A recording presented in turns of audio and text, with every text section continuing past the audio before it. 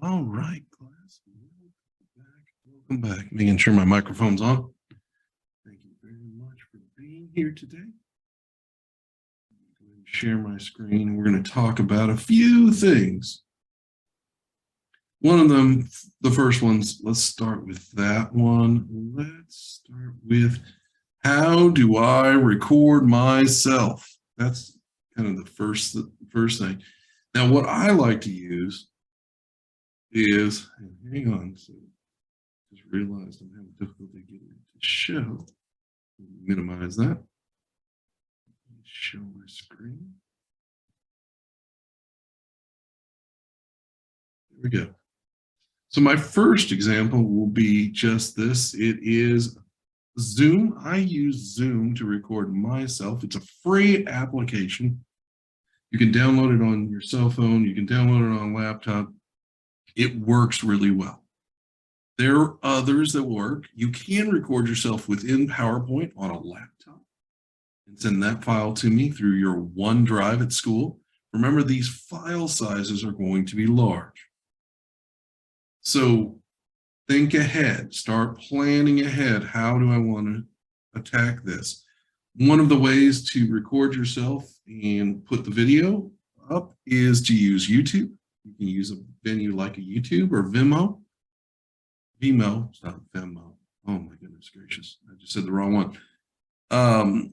In YouTube, and you can even make that private, but send me the link, an approved link, if you make it private. Otherwise, I can't see it, and then I'm going to send you an email saying, hey, I can't read your speech, I can't see your speech. Remember, you are recording yourself, so here we are, I'm recording myself. And in fact, in this recording, I'm actually going to go through and give you an example of the speech. So one of the things I use, like I said, me personally, is Zoom. Zoom has worked great for me. I've taught online for years, and it's a great tool. That's kind of my takeaway for Zoom. And ultimately, whatever works for you. Some people shoot it from their cell phone. Others shoot it utilizing their laptops. That's fine. Whatever works for you. Again, you've got OneDrive. Talk to the IT department. They can help you get your OneDrive set up. That way you save your file to there. You send me a link to your file through the OneDrive, and I grade it, and you don't have to upload a whole speech to me. So there's lots of ways we can go about this. Lots of ways. Go ahead and share my screen again. So let's talk about where you can find some additional materials. Look at that. Well, first, let's go back to our Start Here tab. So remember our schedule. Let's talk about schedule. I don't want to get too far ahead of myself. Then first speech, the introductory speech, is due June 24th. June 24th. It's a self-introduction speech. You're introducing yourself. I'm actually going to give you an example of my self-introduction speech, but I also wanted to show you where you can find other examples of those.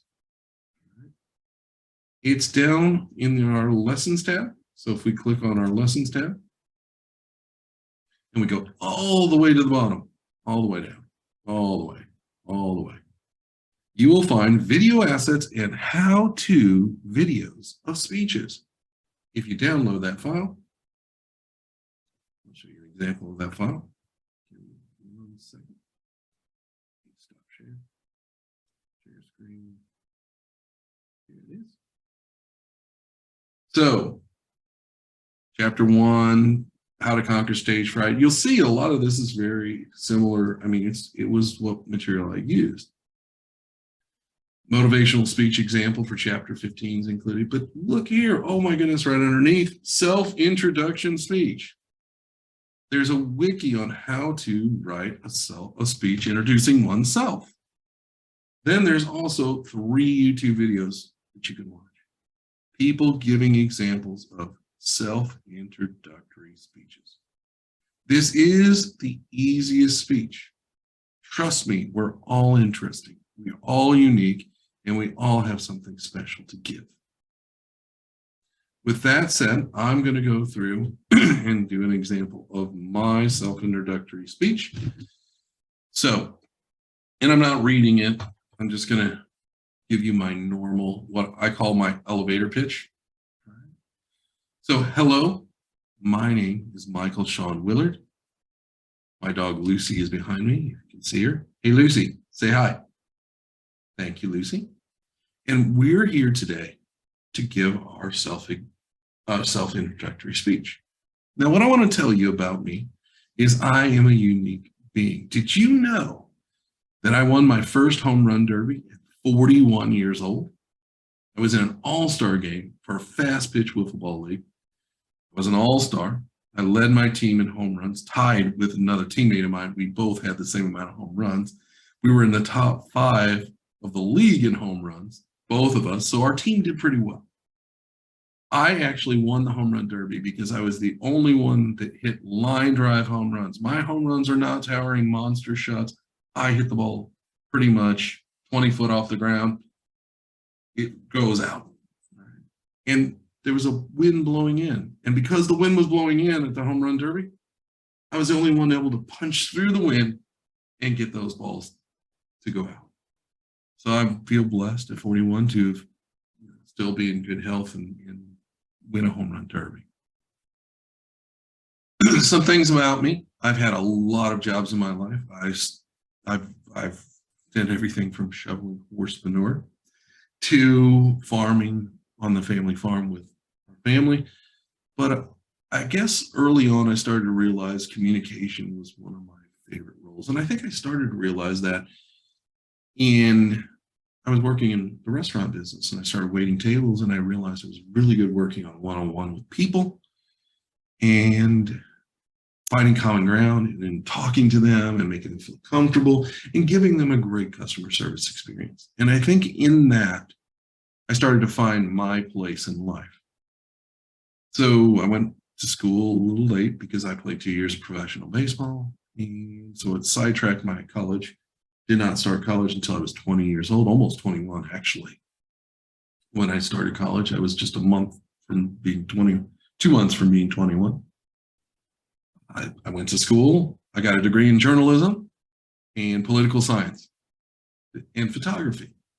So it was a major in journalism, minors in political science and photography. And I worked as a photojournalist for a few years. I ended up becoming an editor at a paper because I was reasonably good at writing. And so I kind of moved through these myriad of roles. And I found as an editor, I hated it, didn't like it, stayed as an editor for about not even 2 years. Went to work in corporate communications for a financial firm, loved it. And from there, I realized that this was going to be my calling. My calling was going to be in communications, marketing, helping people reach people with great messages. And so that's kind of been my life story ever since. I went back to school at 41 to finish a bachelor's degree I actually did not finish. I got my bachelor's degree and my master's degree simultaneously through a dual enrollment program. Some of you might be dual enrolled as well. I got my master's and bachelor's at the same time, basically.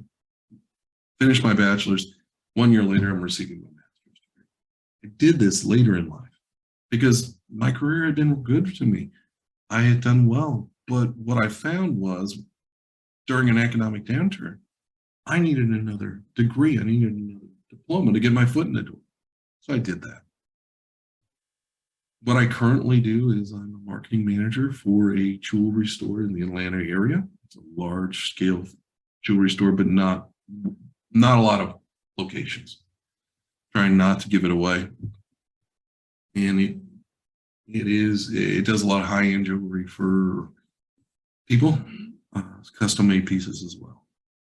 What I like about that is I handle the marketing and create the messages and mention the social media. I enjoy that. I also handle customer complaints that are bad and bad reviews. So I help the owners of that company manage those tough waters. I also have a crisis communications company that I have, and my own consulting firm that I help businesses grow through great marketing. And of course, I teach. I've taught since 2017, so I've been teaching for a while now. I enjoy teaching, honestly. I can see myself transitioning more and more into that role as I age because I enjoy it and I want to bring messages and help and skills to help my students. I want to make you successful. I gave you the fun fact about me. Another fun fact about me is I was published for the first time at 12 years old, and I'm a published author and poet. So I enjoy writing, I enjoy communicating, I enjoy living life. And I think the most important thing that I haven't really talked about is my family. You saw my dog, Lucy, one of our dogs, my wife's dogs, me and my wife's dogs. Family's important to me. I believe that all of us should find something that really motivates us and drives us. And family is one of those things that motivates and drives me. So I hope through this, you've learned a little bit more about M.Shawn Willard and what a self-introductory speech should be. There it was. Simple, straightforward. It was a little long. Sorry about that. I think I went over by a minute.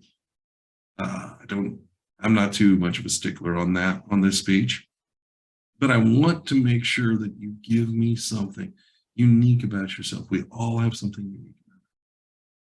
So tell me something unique or most people don't know about you. That's what makes it special. That's what makes it interesting. Tie it together. It's about you. This should be the easiest speech for you to give because it's about you. If you have questions, please email me. You know that I'll respond. I'm here for you. Okay? I would suggest that you don't email me with your homework because I'm reading your homework more than I'm reading your request for help or question. I always suggest that if you're emailing an instructor or someone in life, email them, and on that header line, make sure you put question about such and such, all right? Or just questions about class. It's a great header, catches the teacher's attention. They know what to look for, and we're happy to help. I mean, most of us are. I'm never going to say 100% for anyone or anything. Can't say 100% of my students are great students and going to get A's, right? I would love to, but it just doesn't work out that way. The point is, reach out if you need a hand. Most of you are doing quite well this course. I'm looking forward to seeing the midterms because at the time of this recording, midterms are just starting to come to me. So don't forget about your midterms as well. Hopefully this helps answer some questions about what should I do. Again, recording yourself. You can use your cell phone. You can use a laptop. You can use whatever tools you have available. I have had some students put theirs on YouTube. They're comfortable with that. It's not a hard process. You can send the video from your cell phone to YouTube if you register on that phone for your YouTube channel. Creating a YouTube channel is super easy, not difficult at all. But how you want to get the files over to me is up to you. But I will tell you, the first speech goes well because the file size is small. Your next two speeches, the file size is going to be much larger and it will not fit in one email. So think ahead. Thanks so much. See you later.